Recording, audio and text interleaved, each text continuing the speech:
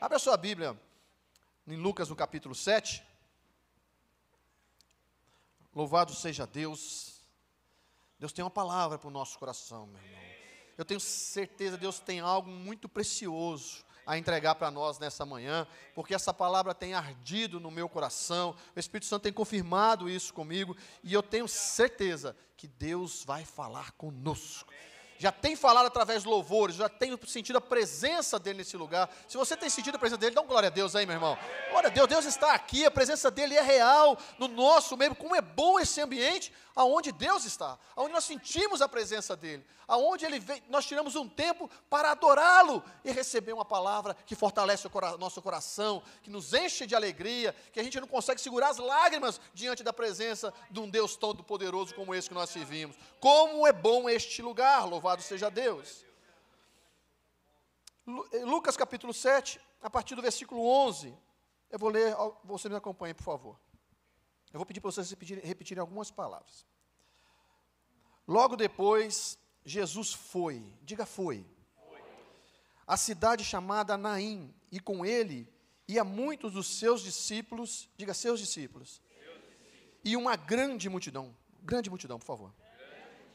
Quando chegou perto da porta da cidade, levava um defunto, filho único da sua mãe, que era viúva, e com ela ia uma grande multidão, repita, grande multidão.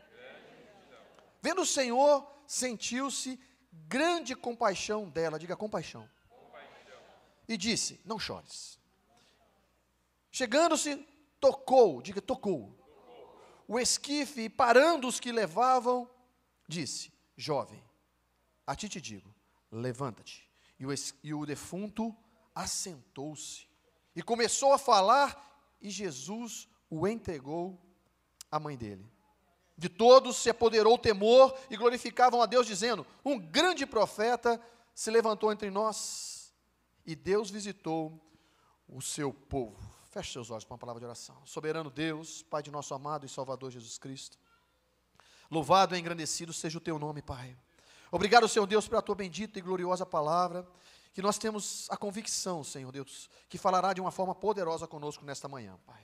Abre a nossa mente, Deus, o nosso entendimento, para entendermos o que o teu Espírito há de falar conosco e colocarmos em prática, Senhor, para a glória do teu nome. Assim oramos em nome de Jesus. Você pode dizer amém? Amém. Podeis tomar assento.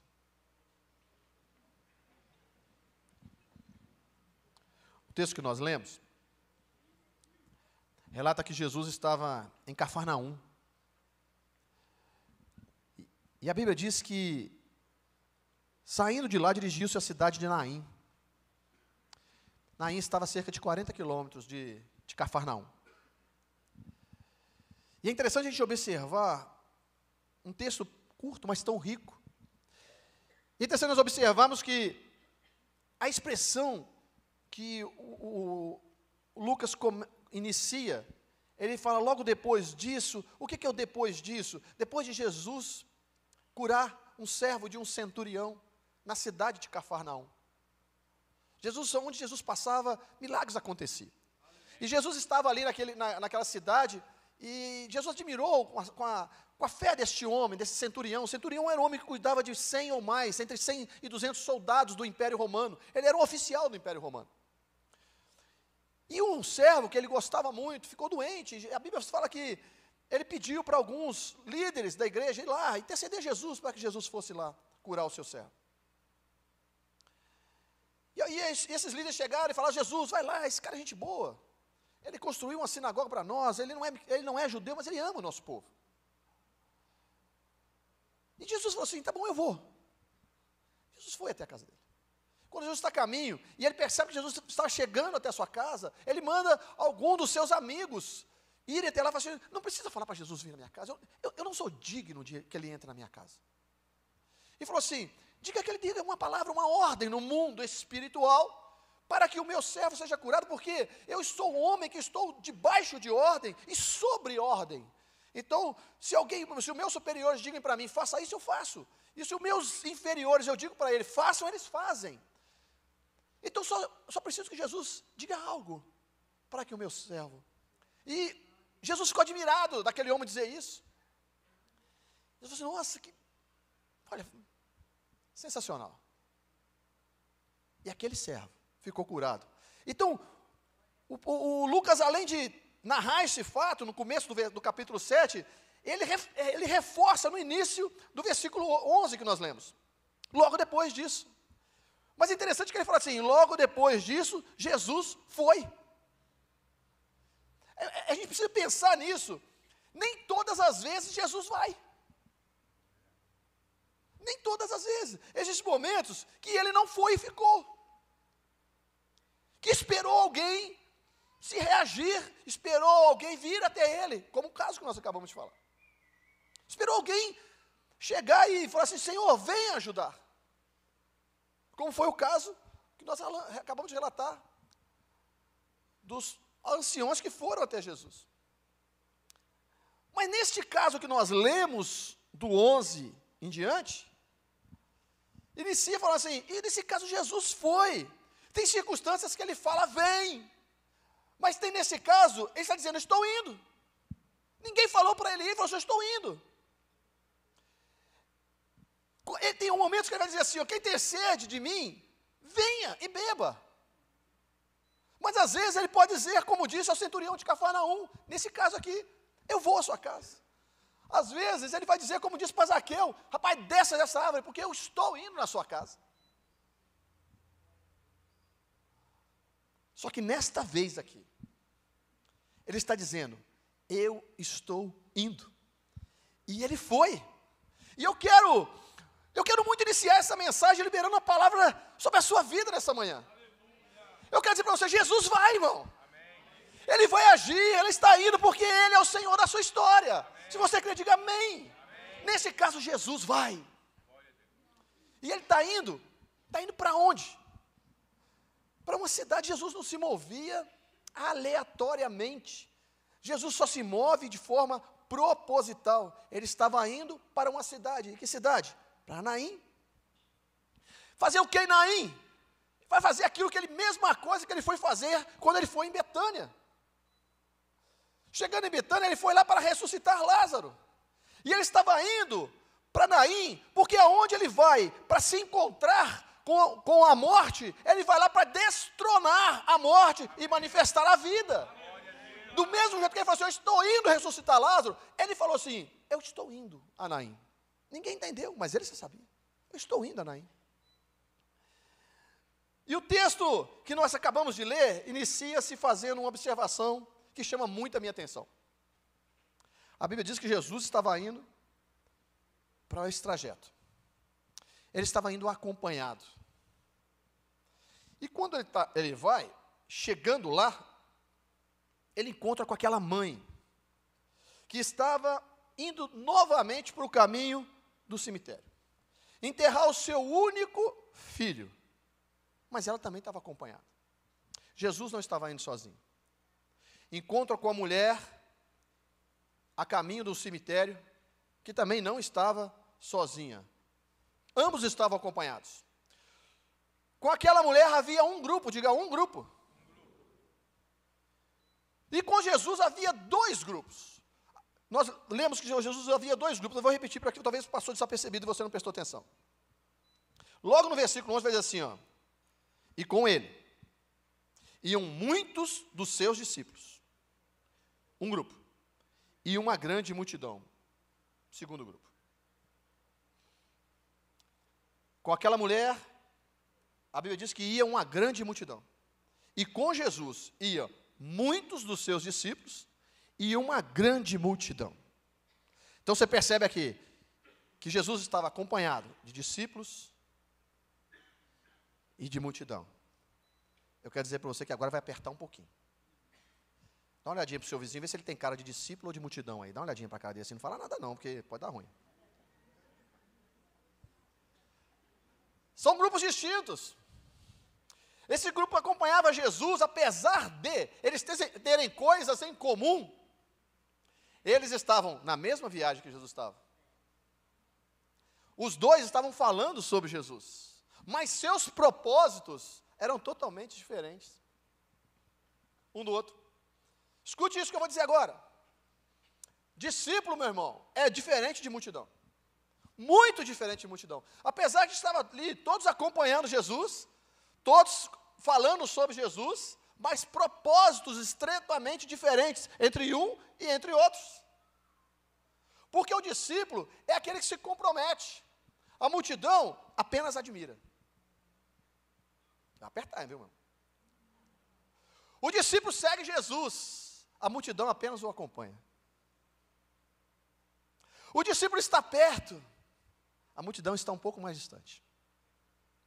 O discípulo ouve e aprende, a multidão olha e assiste. E eu pergunto, você está aqui hoje para ouvir e aprender, ou você veio assistir o culto? Nossa, deixa eu explicar isso melhor. Se você trouxer um amigo para o culto, talvez você trouxe aqui hoje, não tem nada errado nisso. E você perguntar no final do culto para o seu amigo, você vai perguntar para ele o quê? E aí, você? Com certeza vão fazer isso. E aí, você gostou do culto, sim ou não? Muito bem. Você gostou do culto? É alguém, irmão, que vem para avaliar o culto. É diferente do discípulo. O discípulo é diferente da multidão. Porque esse que veio para avaliar o culto, ele entrou aqui para consumir, não para oferecer. Estão me entendendo? Diga amém. Gostou? Gostou? Está tudo certo. Veio para consumir.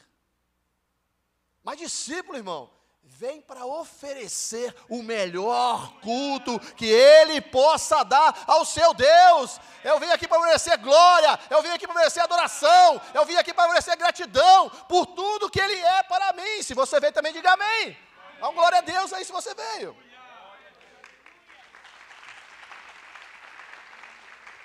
Discípulo segue em todo o tempo.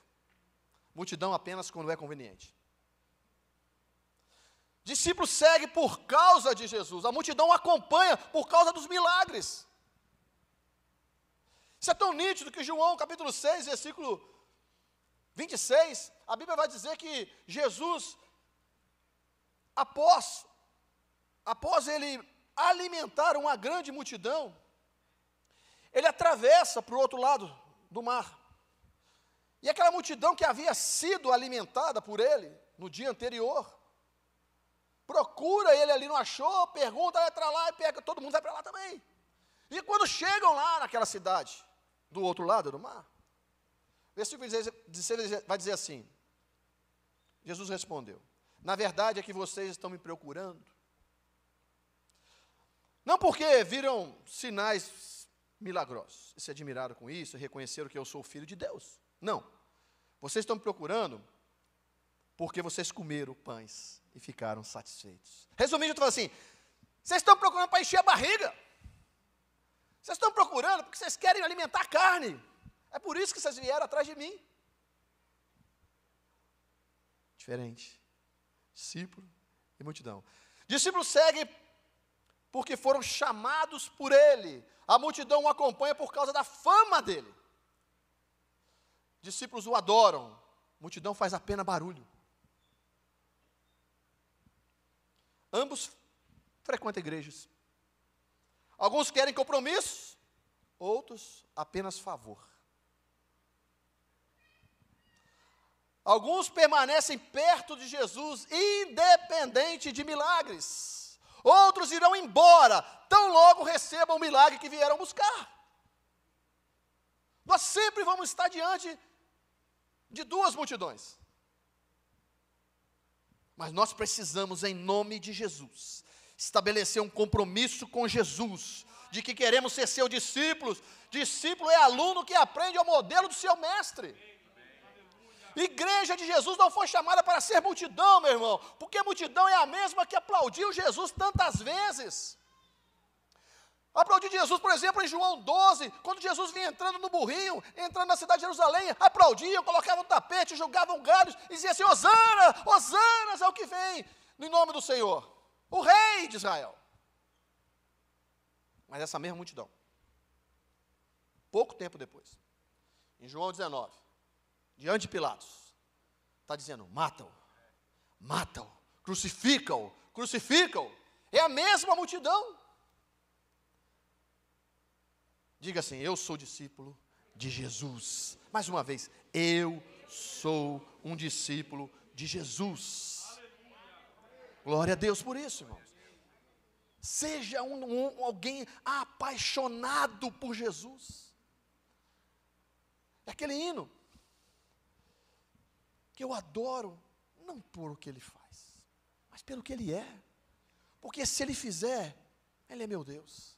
Se ele não fizer, ele continuará sendo meu Deus. Discípulos são aqueles que após Jesus ter ressuscitado e elevado aos céus, ele deixa uma ordem para os seus discípulos: fiquem reunidos no cenáculo, até receberem a promessa do derramamento do Espírito Santo. Ei, escuta uma coisa: só recebe o Espírito Santo discípulo, só é revestido do poder de Deus discípulo. Que esta palavra seja reflexão para mim e para você durante a semana, durante os próximos dias. Eu sou discípulo, ou eu sou multidão. Eu quero ser discípulo, porque eu quero ser cheio do poder de Deus, eu quero participar da mesa com o Senhor, eu quero ser revestido do Espírito Santo. Só discípulo tem esses privilégios. Só discípulo tem isso. A mesa da ceia era só para os discípulos. O lugar de serem revestidos pelo Espírito Santo eram só para os discípulos. Não procure Jesus para receber algo imediato, apenas um favor, apesar que Ele tem para nos dar. E ele faz isso, e fez tantas vezes e continuará fazendo, porque Ele nos ama e se compadece de nós. Mas a motivação do nosso coração tem que ser muito além de receber coisas dEle, muito além de chegarmos aos pés dEle por causa de um aperto, por causa de uma necessidade, por causa de uma dificuldade. Não tem nada errado fazer isso, porque Ele mesmo nos incentiva a isso. Buscar-me-eis e me achareis, quando me buscar de todo o vosso coração.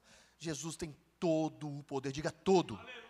Todo o poder. Então Ele tem resposta, Ele tem milagres, Ele tem provisão, Ele tem portas abertas, Ele tem negócios bons para você fechar, Ele tem saúde para a sua vida, Ele tem tudo isso. Mas o discípulo não anda só atrás disso. Estão me entendendo? Diga amém. E a Bíblia descreve 35 milagres que Jesus fez. Mas João, no finalzinho do seu livro, do seu evangelho, ele vai dizendo que nem todos os livros do mundo, está certo que é uma hipérbole isso, mas nem todos os livros do mundo poderia conter tudo o que Jesus fez. Mas os evangelhos, não todos, descrevem 35 milagres que Jesus fez. E o que chama a minha atenção, que Jesus não tinha um método. Jesus não tinha um jeito. Você já viu aquele jogador de tênis que passa a mão aqui, passa aqui, passa ali? Já viram? Diga amém, por favor. Eles são jeitos. Tem gente que faz aquela coisa que dá certo e faz sempre daquele jeito, dá sempre certo. Mas Jesus não. Jesus não tem um método pronto para realizar os seus milagres. Em alguns, Ele coloca as mãos. Outro, Ele cospe no chão e faz lodo para curar o cego. Não dá para entender. Em alguns, eles foram curados por tocarem nele. Outros, Ele mesmo tocou. Por vezes apenas Ele disse uma palavra. Não limite a Deus para aquilo que Ele pode fazer. Nós temos uma facilidade enorme de olhar a situação e achar que por você não ter mais jeito, não tem jeito mesmo.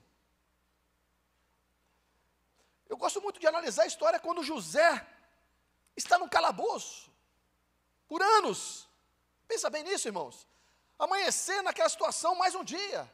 Naquele dia amanheceu mais um dia para José. Na mesma situação, na mesma cela, comendo a mesma comida da prisão, café da manhã da prisão. Ele amanheceu no mesmo contexto de anos.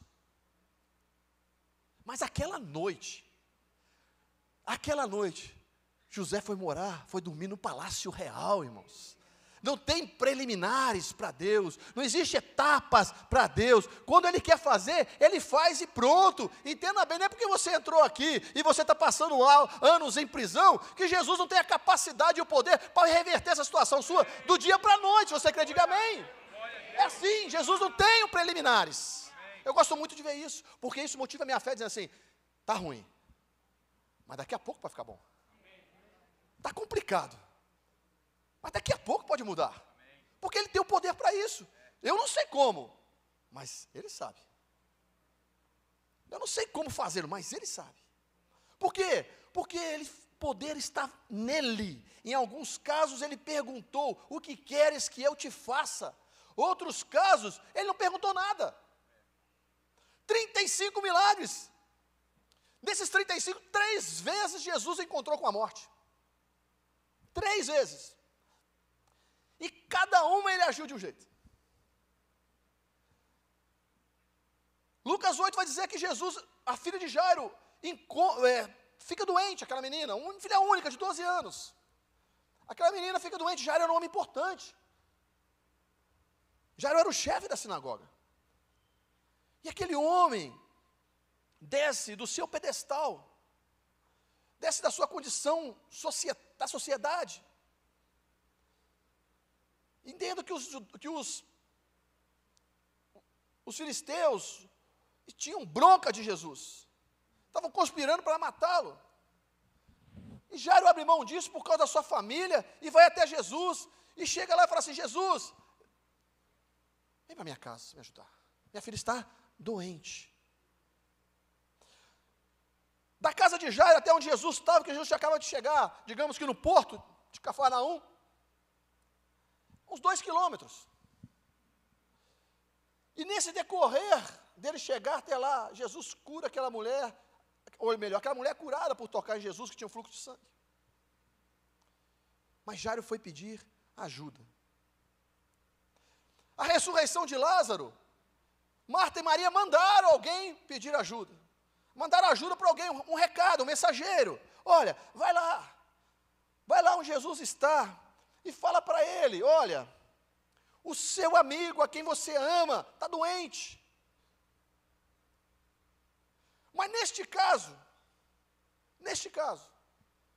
da viúva, ninguém perguntou, ninguém falou. Nesse texto que nós acabamos de ler, neste caso é diferente. Não houve uma solicitação de ajuda para que fosse ao encontro do problema. Jesus, quando chega na casa de Jairo, ele entra no quarto e repreende aquele espírito, pega na mão daquela menina, o espírito de morte, e aquela menina ressuscita. Quando ele chega em Lázaro, já morto há 4 dias, ele só grita. Lázaro sai para fora, e o defunto levantou. A morte não pode, irmão, não tem poder diante do nosso Deus. E Jesus, quando vai a essa mulher, ao encontro dessa mulher, nesse caso foi diferente, porque foi uma iniciativa espontânea dele. Jesus teve uma iniciativa espontânea para aquela mulher, ele foi movido de uma íntima compaixão. Olha que o versículo 13 diz: vendo-a Jesus, sentiu-se grande compaixão dela. Precisamos entender que tem coisas que já estão na agenda dele. Você não entendeu, senão você tinha dado glória a Deus aí. Tem coisas que já estão na agenda dele. Jesus levanta de Cafarnaum e falou assim: vamos, eu estou indo a Naim. E chegando lá, irmão, ela não pediu nada, diferente dos outros. Ninguém pediu para Jesus consolá-la. Ninguém chamou Jesus para fazer algo.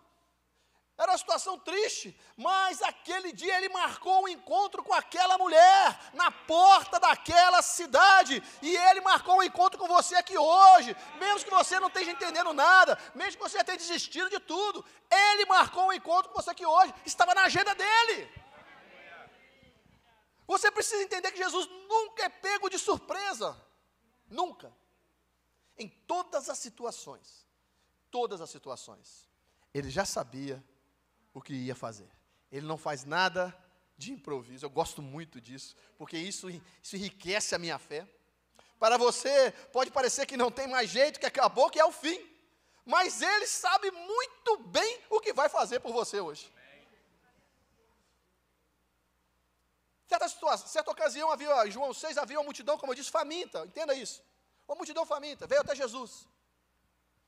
E Jesus olha para Filipe, um dos seus discípulos, e fala assim: Filipe, Dá de comer para este povo aí.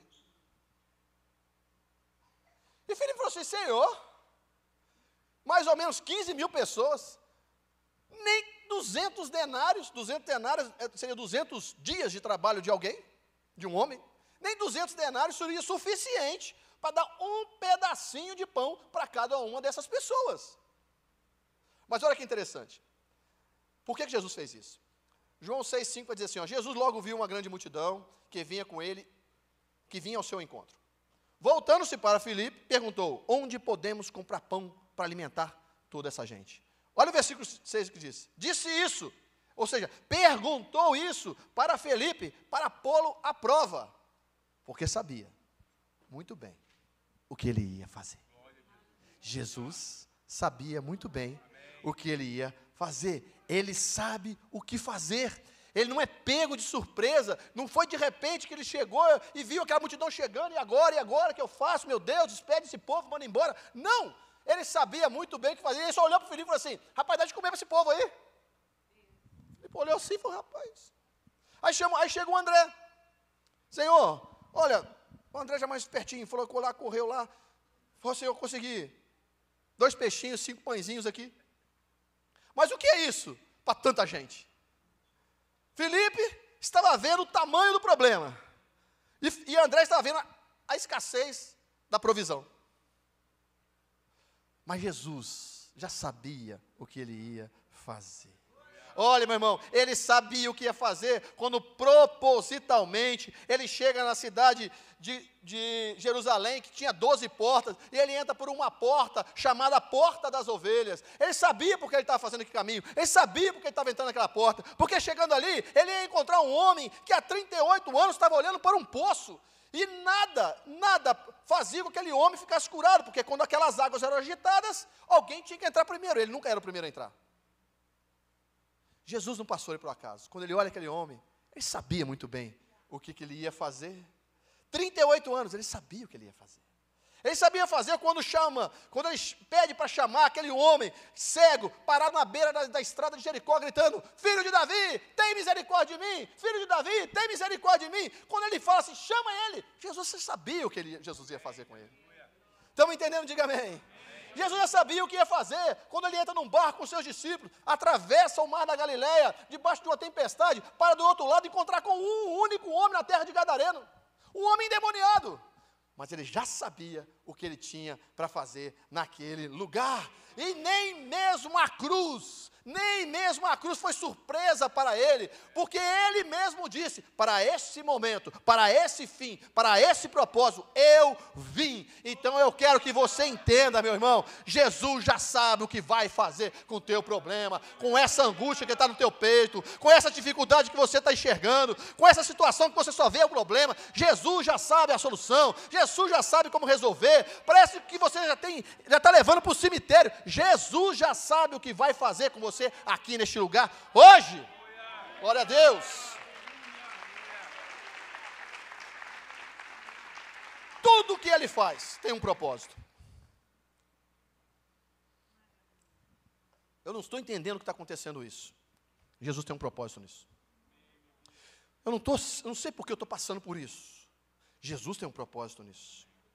Jesus não anda por acaso, ele não fala por acaso, ele não age sem propósito, tudo ele sabe o que ele vai fazer, ele conhece a sua necessidade e sabe muito bem o que vai fazer aqui por você. 2 multidões, uma em festa e outra em luto. Talvez nós estamos aqui nesse contexto. Uma multidão que seguia Jesus, certamente vinham falando das maravilhas que Jesus fizera em Cafarnaum. Você viu? Nossa, que alegria. Meu Deus, ele curou aquele homem lá, aquele servo daquele homem lá. Foi impressionante, ele só disse uma palavra. E vinham contando, falando dos milagres, das palavras, dos ensinamentos de Jesus. E uma multidão, acompanhada por aquela mãe. Por aquela mãe que estava passando um dos piores momentos da vida dela. E a hora que a multidão da alegria encontra com a multidão da tristeza, sempre alguma coisa vai acontecer. Eu gosto disso, eu fico imaginando a cena. Eu falo para vocês, quando eu vou estudar os textos, eu fico imaginando a cena. Um ambiente de festa com um ambiente de tristeza. Um ambiente que a morte está sendo reverenciada com todos aqueles rituais que nós vamos falar daqui a pouco sobre ele. E daí a pouco vem Jesus, o autor da vida. E aí ele para na porta daquela cidade e encontra com a morte. A multidão da alegria com a multidão da tristeza. Olha, escute isso que eu vou falar. Provavelmente não é para todos, mas é algo que o Espírito Santo de Deus tem colocado no meu coração. Mas eu quero que você declarar uma palavra sobre a sua vida da parte de Deus. Jesus vai mudar essa situação. Mesmo que você chegou aqui hoje acompanhando pessoas em luto, em tristeza, em amargura, Jesus vai mudar essa situação. Ei, escuta, levanta tua mão, receba isso para a parte de Deus. Não haverá morte. Não haverá sepultura, não haverá luto. No seu caso, o coveiro não vai trabalhar, porque Jesus chegou e Ele tem poder para anular sentenças sobre a sua vida. Se você quer, dê um glória a Deus. Não vai. Jesus chegou, irmão. O coveiro não trabalha. E olha que interessante, Jesus chega para aquela mãe e diz para ela assim: não chores. Vou pensar. Para pensar na situação. Você teria coragem de chegar no velório e ver a mãe viúva e o seu único filho sendo velado? Imagina o desespero. Para pensar um pouquinho. Se transporte aquele momento. Aquela mulher estava fazendo novamente o caminho do cemitério.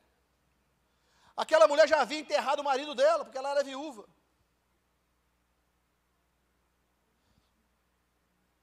E aquela mulher devia estar não chorando, ela devia estar em prantos. Porque não é que ela estava velando o filho há muitos dias, não. Às vezes nós fazemos aqui do dia para o outro, não. O enterro do judeu ele é rápido. E Jesus chega e fala para aquela mãe: não chores. Você não teria coragem? Você teria coragem? Também certamente não. Sabe por quê, irmão? Só Jesus pode dizer para uma mãe no enterro do seu filho: não chores. Porque só Ele tem poder sobre a morte. Ele já sabia o que Ele ia fazer. Ela não entendia nada, mas Ele já sabia o que Ele ia fazer. Só Ele pode dizer: ei, não chores. Jesus está falando para você hoje: não chores. Não chores, não chores, porque eu vou agir. Mas eu não estou vendo, eu só estou vendo de fundo. Mas eu cheguei. Não, eu estou vendo só o caminho de novo para o cemitério. Mas eu cheguei. E você vai ver quanto tempo demorou, não sei, mas eu cheguei, vai acontecer. Só Ele pode dizer, eu não posso dizer para você não chores, mas Ele pode, não chores, Ele está falando para você. Você que entrou aqui e chorou essa noite, chorou essa manhã quando levantou, está vendo uma situação que você não consegue resolver, está vendo que já está caminhando para o cemitério, meu Deus, é o fim, acabou, o que eu faço? Eu vou na igreja hoje buscar uma palavra da parte de Deus, e a palavra é essa: não chores, porque Jesus chegou. Oh, aleluia, louvado seja Deus.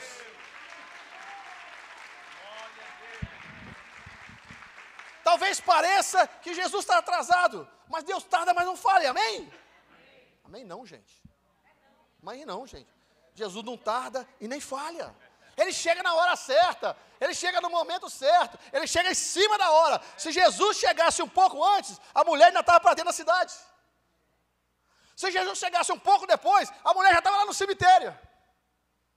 Mas Ele chega na hora certa. Talvez, eu imagino a dor. Morreu. De novo. Esse caminho terrível. Esse lugar terrível. Que eu estou indo novamente. Talvez planos. Alguns outros planos. Jesus permitiu que fossem sepultados. E você fala: já morreu uma vez. Já deu ruim uma vez. Já não tive sucesso uma vez. Mas conforme eu disse, Jesus não tem um único método para agir. Eu não sei o que Ele falou com você lá atrás. Tem hora que Ele fala: é um novo ciclo. Põe fim nesse e vamos começar de novo. Mas tem hora que ele fala, não acabou ainda. Sou eu que controlo a sua história. Sou eu que controlo a sua vida. Então, quando eu disse que digo que acabou, acabou. Quando digo que não acabou, eu chego e trago a vida novamente. Mas eu já estou indo para o cemitério, pastor. Mas Deus manda dizer para você, não é hora. Não vai enterrar. Hoje o coveiro não vai trabalhar. Você pode até ter já contratado pessoas para lamentar. Envolvido pessoas que estão lamentando junto com você. E nós vamos entender isso. Jesus chegou na hora certa. Nem antes, nem depois. Encontra com a mulher que está, novamente, fazendo esse caminho terrível. E ela está acompanhada de um cortejo fúnebre. Uma multidão num cortejo fúnebre. Hoje a gente não vê isso muito aqui. Mas eu vim numa cidade pequena de Minas, que as pessoas, quando faleciam, o caixão ia num carrinho pela rua. E as pessoas vinham atrás. Os parentes ali, empurrando aquele carrinho. E às vezes atravessava a cidade inteira, até chegar ao local do sepultamento. E os cortejos na época de Jesus, ele era um pouco diferente. Totalmente diferente até do que desse, um pouco semelhante, porque a multidão vai acompanhando a pé o cortejo fúnebre. Tirando essa similaridade, o resto é totalmente diferente. Porque naquela época de Jesus, primeiramente, os mortos não eram enterrados dentro da cidade. Os mortos eram enterrados fora. O cemitério ficava fora da cidade, até por questão de saúde sanitária, saúde pública. Então, não podia ser sepultado dentro dos limites urbanos. O corpo era carregado por uma maca, não era caixão fechado. No grego chama soros, que é o nome que se dá a um pedaço de madeira, como se fosse uma maca nossa hoje. Também conhecido lá na época por esquife. Então, era algo visual. O corpo era enrolado em lençóis e ficava visível. E era carregado por homens, os coveiros, normalmente, que estavam levando o corpo para o cemitério. E a mãe vinha atrás. Contratava-se pranteadores. Contratavam-se flautistas para tocar músicas de lamento. Tinham pessoas que eram profissionais nessa área. Em chorar, nós não temos isso aqui, mas lá tinha. Pessoas que por dentro, por fora, estavam chorando, porque era a profissão delas. Mas por dentro estava dando risada, porque graças a Deus, eu vou ganhar um dinheirinho aí. Entenderam? Tem muita gente, irmão, que parece que está sofrendo com você, mas um coração invejoso por dentro está dando a alegria, está dando a risada na sua derrota, daquilo que você está caminhando para o cemitério. Mas eu quero dizer para vocês, hoje eles vão quebrar a cara, porque hoje a coisa vai mudar. Você pode ter vindo para cá chorando, mas vai voltar sorrindo em nome de Jesus. Hoje não tem para ninguém, porque Jesus chegou. E era um costume judaico, então esse povo ia gritando, chorando, lamentando, tocando música fúnebre. Era uma tristeza geral. Você vai ver isso quando eu falei agora há pouco que Jesus havia ressuscitado a filha de Jairo. E quando Jesus chega na casa de Jairo, olha bem como é que a coisa era. Eu disse que tinha 2 quilômetros de distância. Entre mais ou menos 2 quilômetros, entre uma casa de Jairo e onde Jesus estava. Nesse período, esse trajeto, imagina você vai andar 2 quilômetros, tranquilo, não leva muito tempo. Nesse período, apesar de ter retido um pouco o tempo de Jesus, porque aquela mulher do fluxo de sangue tocou nele, ele vai para a casa de Jairo, ou seja, mas quando ele chega lá, irmãos, já tinha vindo a notícia. Ó, não incomoda mais Jesus, sua filha morreu. Jesus olha para ele e fala assim, se creres, não temas somente, se creres verás a glória de Deus.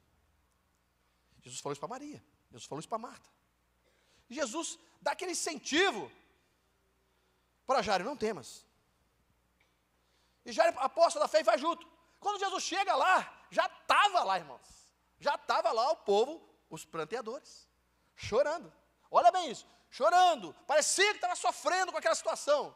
Mas quando Jesus chega e fala assim, ei, a menina não está morta, ela está dormindo. Começaram a dar risada. Ué, não está chorando? Agora está dando risada? Porque na verdade estava demonstrando exatamente quem eles eram por fora, por dentro, porque por fora estava só chorando. Estão me entendendo? Diga amém. Cuidado com essas pessoas, porque eu vou dizer uma coisa para você. Tem pessoas que só parece que está sofrendo junto com a gente. Só parece. Cuidado com isso. E vem aqueles gritos, aquele lamento, aquele choro. E era assim, era aquele cortejo. Pessoas, era um cortejo barulhento. E olha que interessante. A Bíblia diz assim, ó, versículo 13. E vendo-a, Jesus sentiu grande compaixão dela. Ei, irmão, Jesus a viu. Jesus a viu. Ela talvez nem tinha percebido Jesus. Talvez ela estava ali cabisbaixo, só chorando, derramando em lágrimas. Mas Jesus a viu. E não somente viu, moveu-se de íntima compaixão por ela.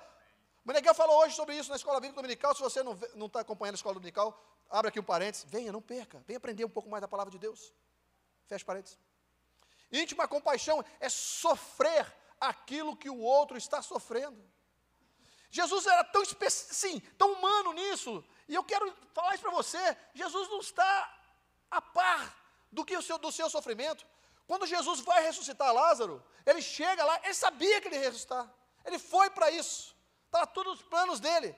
Mas quando ele vê o sofrimento, a tristeza de Marta, de Maria, a Bíblia diz que Jesus chorou. Jesus chorou. Jesus não está a par disso. E vendo ao Senhor, moveu-se de íntima compaixão por ela e disse, não choras. Jesus não está insensível ao seu sofrimento. Quando Jesus tem essa facilidade, irmãos, porque Jesus não está limitado conosco, a nossa visão. Jesus já te vê de longe. Jesus, quando saiu de Cafarnaum, ele sabia que tinha um encontro com ela. Mas quando Jesus chega na porta de Naim, ele olha para aquela mulher, ele sente uma compaixão por ela, uma íntima compaixão por ela.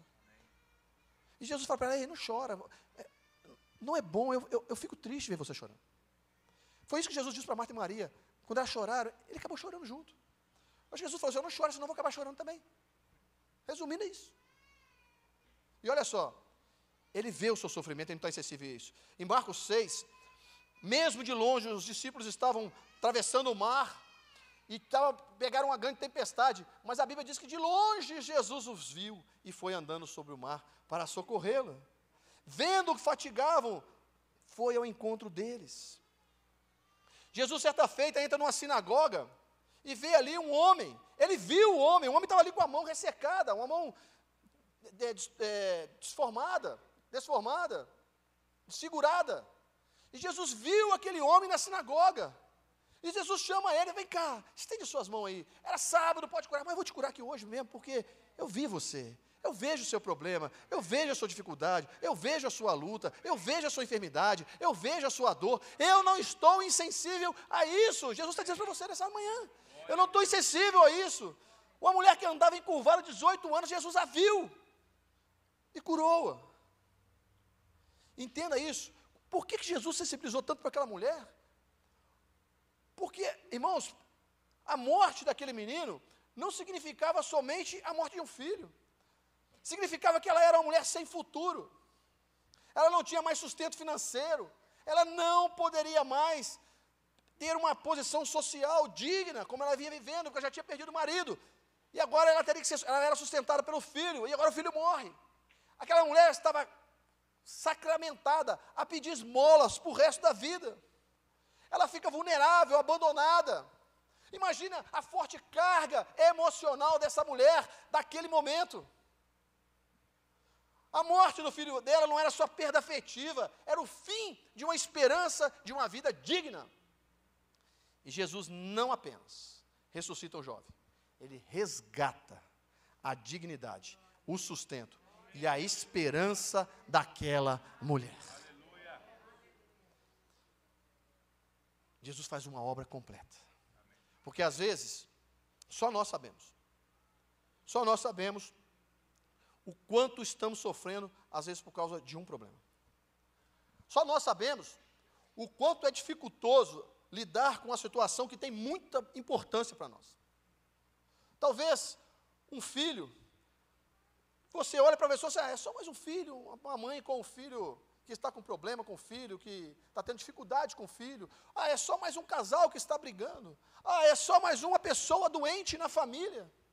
Mas só você sabe o quanto aquilo tem importância para você. Só você sabe quando machuca, como dói na sua alma. Você vê aquela situação, você sofre junto. Você sabe que aquilo talvez vai estar trazendo para você uma carga emocional muito grande. As pessoas em volta talvez não tenham a menor dimensão do que você está passando aqui nessa manhã. As pessoas, talvez até dos seus familiares, não tenham a menor ideia do aperto emocional, do quanto a sua alma está espremida e apertada nesta manhã, por causa desse problema que você está passando.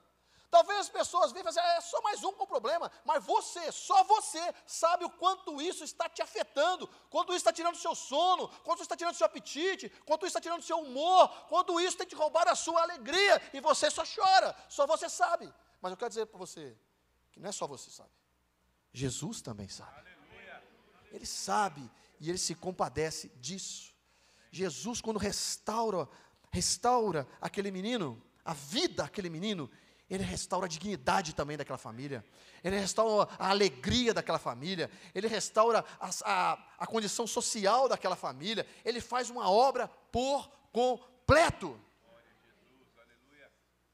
E a Bíblia nos diz, o que Ele faz quando vê isso? Ele fala para ela não chorar, nós já falamos. No capítulo, no versículo 14, ele vai dizer assim, chegando-se, tocou o esquife, e parando os que o levavam. Chegando, tocou o esquife. Eu acho muito interessante isso. Eu quero finalizar aqui. Jesus vem com aquela multidão, os coveiros levando o esquife, que é a maca, com o menino enrolado ali sobre lençóis, aberto, todo mundo chorando, todo mundo gritando. E aqueles homens a caminho do cemitério. Mas Jesus vem, e a Bíblia não diz que Ele tocou no menino. A Bíblia diz que Ele tocou naquilo que carregava o menino para o cemitério. Jesus tocou naquilo que já era o sepultamento dele, antes dele ser colocado numa cova. Ele já estava morto. Ele só ia trocar de ambiente. Ele só ia trocar de lugar. Ele ia sair daquela maca e colocar ele numa cova. E Jesus toca. E quando Jesus toca, os carregadores param. Eu fico imaginando qual foi o impacto do que estiveram com Jesus tocar naquilo. Porque, teoricamente, aquilo teria que ser considerado também meio que como imundo também para a cultura judaica. Foi um impacto Jesus chegar, aquela multidão feliz. Talvez alguns pensassem assim, nossa, por respeito, esse povo vai vir e unir-se à multidão triste e continuar o cortejo do velório. Porque geralmente é assim, você já viu, quando você passa na rua, se você pode estar o trânsito que for. Se você perceber que vai um carro funerário e um cortejo, às vezes, de carro, você não vai ficar buzinando, vamos embora, vai sim ou não? Não. Lá, como eu falei lá na minha cidade, fechava-se as ruas. As pessoas iam a pé, devagarzinho. Tinha ruas lá que eram estreitas. Fechava-se, ninguém. Era um respeito, as pessoas às vezes abaixavam as portas das lojas, em sinal de respeito. E eu imagino o que é que as pessoas esperavam que fosse acontecer. Eu acho que as pessoas esperavam que aquele cortejo alegre, que chegou feliz, quando visse, ia se juntar, que era um costume também, se juntar àquela situação, aquele momento de pranto, aquele momento de dor, e caminhar junto para o cemitério, chorando, gritando, lamentando, para enterrar aquele menino. Mas Jesus faz tudo diferente. Às vezes, eu fico pensando, às vezes, você chegou aqui nessa manhã pensando assim, eu vou compartilhar a minha dor com mais alguém. para que alguém esteja conduído juntamente comigo. Eu vou compartilhar o meu problema, o meu desemprego, a minha situação, a minha dificuldade, o meu problema, a minha dor, a minha enfermidade, com mais alguém, para que alguém, às vezes, ore comigo, ou ore junto comigo, e está tudo certo. Mas hoje é diferente. Hoje você chegou aqui, não é para ter pessoas para juntar-se à sua dor e lamentar juntamente com você. Hoje você chegou aqui e deparou com alguém que está dando um toque e parando essa dor, e parando esse funeral, e parando esse enterro, porque ele quer transformar a sua tristeza em alegria. É o contrário, ele quer mudar você, a sua realidade, numa realidade de alegria nessa manhã, porque hoje ele toca na sua vida, toca no seu problema, toca naquilo que está levando você para o buraco, toca naquilo que está te enterrando, toca naqueles que estão te carregando. Ele toca, porque hoje é amanhã de mudança para a glória do Senhor.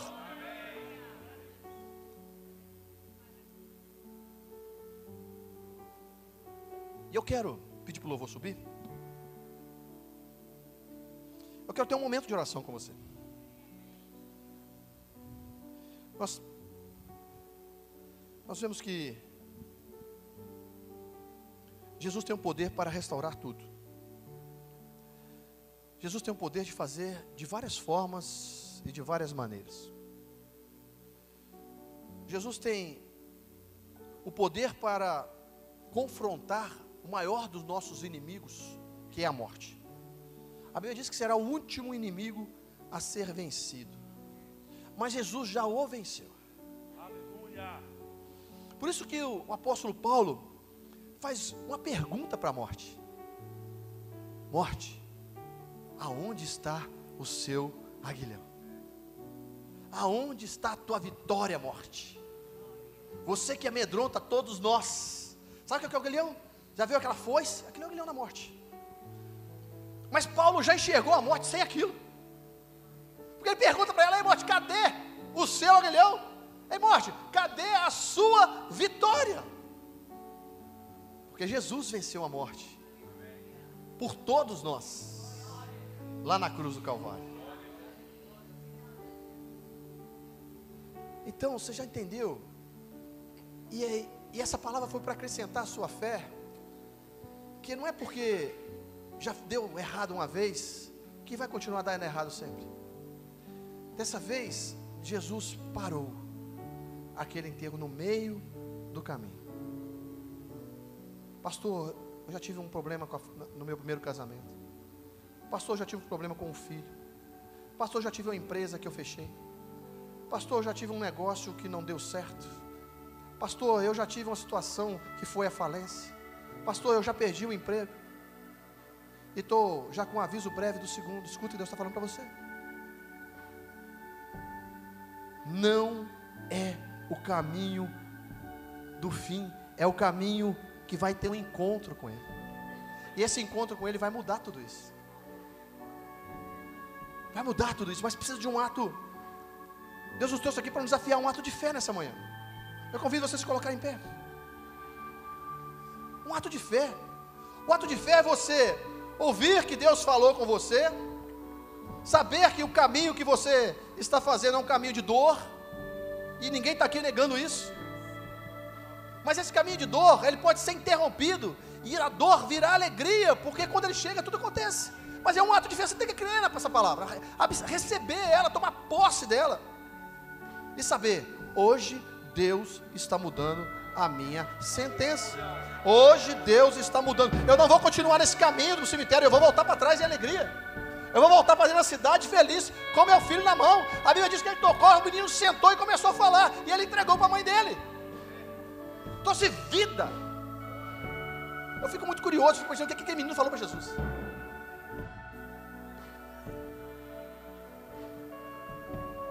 Eu não sei o que ele falou, mas eu sei o que você pode falar.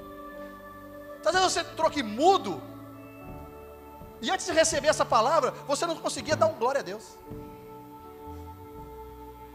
Mas diante dessa palavra, a primeira coisa que você vai dizer quando você receber e tomar posse dela é dizer: glória a Deus. Amém. Jesus mudou a minha história, Jesus mudou a minha situação. Eu não sei o que aquele menino falou, mas eu sei o que você pode falar. Você pode dar um louvor a Ele, agradecer a Ele, exaltar o nome dEle, porque Ele está parando a sua morte, o seu enterro. E eu quero perguntar se nesta manhã, quantos nunca teve um encontro com Jesus e estão caminhando, levando defuntos? Às vezes você nem consegue, tem alguém carregando por você. Talvez um familiar seu está orando por você, que você não tem forças mais para carregar o seu defunto. Já morreu a sua alegria, já morreu os seus planos, já morreu os seus projetos, mas você nunca teve um encontro com Jesus. Mas hoje o Senhor está aqui para proporcionar para você uma mudança. É só você falar assim: Senhor, eu quero esta mudança. É só você parar. O parar cabe a nós. Jesus chega, toca pela sua palavra na sua vida. É isso que Ele está fazendo aqui hoje. Pela palavra dEle, Ele está tocando em você, no seu coração. E você está sentindo esse coração arder. O toque dEle nessa manhã é para a sua vida. Agora, parar depende de mim e você. Parar para receber a vitória depende de mim e você. Pare, mude o percurso. Pare e receba. Tenha esse encontro. Porque se Jesus chega e você continua andando, nada muda. Se você chega e não para refletir e fala assim: eu preciso fazer uma conversão desse caminho que eu estou indo. Eu preciso mudar essa trajetória. Eu não quero mais nesse caminho. Hoje eu quero ter um encontro com Jesus. Hoje eu quero recebê-lo, aceitar o toque dEle. O toque dEle é receber a Ele como o Senhor da sua vida. Receber aquele que pode mudar a sua história. Receber aquele que pode transformar a tristeza em alegria. Receber aquele que pode conduzir você a um caminho de felicidade. Esse toque, você precisa querer parar para receber. Se você recebeu o toque da palavra de Deus e você nunca teve um encontro com Jesus e quer recebê-lo nessa manhã como seu único e suficiente Salvador, aquele que vai mudar a tua história, você só precisa fazer uma coisa: é só levantar sua mão e falar: Senhor, parei. Que Deus te abençoe. Uma salva de palmas ao Senhor. Mas alguém levante bem alto para que eu possa ver. Senhor, eu tive um toque dessa palavra e eu quero mudar esse caminho que eu estou fazendo. Mas alguém levante sua mão. Alguém afastado, alguém que já teve um encontro, mas não quis permanecer. Levante sua mão, hein? Que Deus te abençoe. Uma salva de palmas ao Senhor. Alguém que se distanciou e eu não quero saber o motivo. Entenda, o motivo pelo qual aquele menino morreu, ninguém pergunta, não me interessa. O motivo pelo qual aquele menino estava ali, a Bíblia não fala, porque não precisa saber. Nós estamos preocupados com o que te trouxe tristeza e o que afastou você dos caminhos do Senhor. Nós estamos preocupados, a Bíblia está preocupada em esse momento de encontro com Ele novamente. Tem alguém aqui que está afastado e o Senhor está, sabe, essa palavra está vindo como uma flecha no seu coração. Ei, eu tenho vida. Você sabe que você se afastou e a vida se foi, a alegria se foi, as amizades passageiras. Você só tem momentos de alegria naquele momento ali, mas só Deus sabe e você sabe o vazio que você tem sentido na sua alma. Tem alguém que quer reconciliar novamente com Jesus, voltar aos caminhos, receber o toque dessa palavra? Que Deus te abençoe. Uma palma de palmas ao Senhor. Glória a Deus.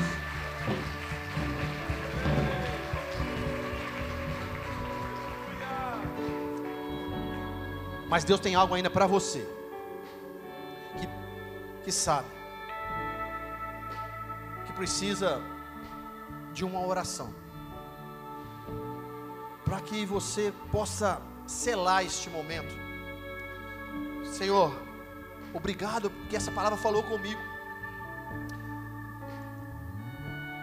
Eu recebi, Senhor Deus, porque hoje eu entrei aqui de um jeito, mas eu me recuso a estar no ambiente que o Senhor está, ser tocado pelo Senhor. e voltar do mesmo jeito. Não, isso não vai acontecer. Essa palavra foi comigo, Senhor. Eu já não acredito em muita coisa mais. Eu já enterrei algumas coisas, estou voltando a enterrar outras. Porque eu não acredito mais que possa haver, das minhas forças, algo que mude essa situação. Eu já estou chorando por essa perda. Não sei qual área é, mas o Senhor te conhece. O Senhor te trouxe aqui hoje porque Ele tinha um encontro com você. Não sei se é no seu casamento, não sei se é na sua área profissional, ou seja, não sei se é na sua área sentimental. Eu não sei aonde é que você olha e fala assim: acabou. Mas não dê um ponto final aonde o Senhor está colocando uma vírgula. E hoje Ele te trouxe aqui para este encontro especial, íntimo e profundo com você. E para você dar um passo de fé a essa palavra, selar essa palavra, você vai sair do seu lugar e vir aqui até o altar enquanto nós cantamos esse louvor. Nós vamos orar por você. Você vai se sentir abraçada pelo Espírito Santo de Deus e vai sair daqui diferente do que o Senhor trouxe. É uma reação sua à palavra que Deus falou com você. Mas só faça isso se Deus falou com você. Enquanto nós oramos, você pode sair do seu lugar e vir aqui na frente, enquanto nós cantamos. Não há ferrolhos nem portas que se fechem diante da tua voz. Não há doenças nem culpas que fiquem de pé diante de nós. E a tempestade se acalma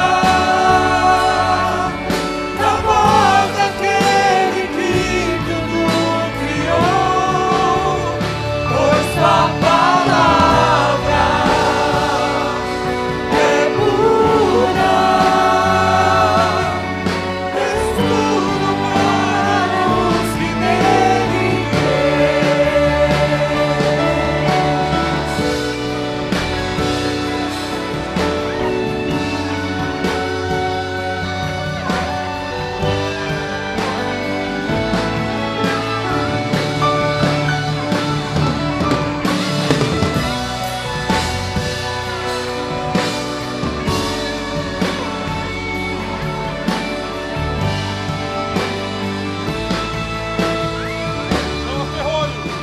não há ferrolhos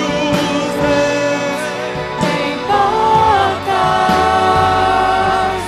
que se fechem diante da tua voz. Não há doença nem culpas que fiquem de pé diante de nós. E a tempestade se acalma na voz daquele que tudo criou, pois tua palavra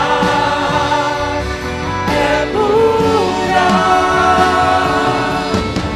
escudo para os que nele Oh, louvado seja o nome do Senhor. Deus, louvado, agradecido e exaltado seja o teu nome, Pai. Deus, obrigado, Senhor Deus, pela tua palavra nesta manhã. Senhor Deus, eu creio, Senhor Deus, em transformações, Pai. Eu creio em mudança, Senhor Deus, de caminhos, Pai. Eu creio em mudança, Senhor Deus, nesta manhã, de estados emocionais, Senhor. Eu creio, Senhor, nesta manhã, de mudanças, Pai, de estados, Senhor Deus, sentimentais, Pai, financeiros, Senhor, nesta manhã, Pai. Eu quero pedir, meu Deus, que em nome de Jesus, ó Pai, o Senhor venha ao encontro de cada necessidade, Pai. Deus, eu quero liberar uma palavra sobre este povo, Senhor, que aquilo que estava sendo enterrado hoje não vai ser mais. Que aquilo que estava no caminho do cemitério hoje parou. Hoje o Senhor ressuscita. Hoje o Senhor traz à vida famílias, planos, projetos, sonhos, Senhor. Hoje o Senhor trazendo de volta a vida, Pai, relacionamentos conjugais. Hoje o Senhor está trazendo a vida, Senhor Deus, famílias que tinham sido destruturadas e hoje estão sendo restauradas, Senhor, para a glória do Teu nome. Hoje o Senhor está dando vida, Pai, a corpos, Senhor, que estão sofrendo doenças, Senhor. Hoje o Senhor muda histórias nesta manhã e nós Te louvamos, glorificamos e exaltamos o Teu nome, Pai, pela Tua gloriosa palavra, em nome de Jesus. Você pode aplaudir ao Senhor? Glória a Deus. Glória a Deus.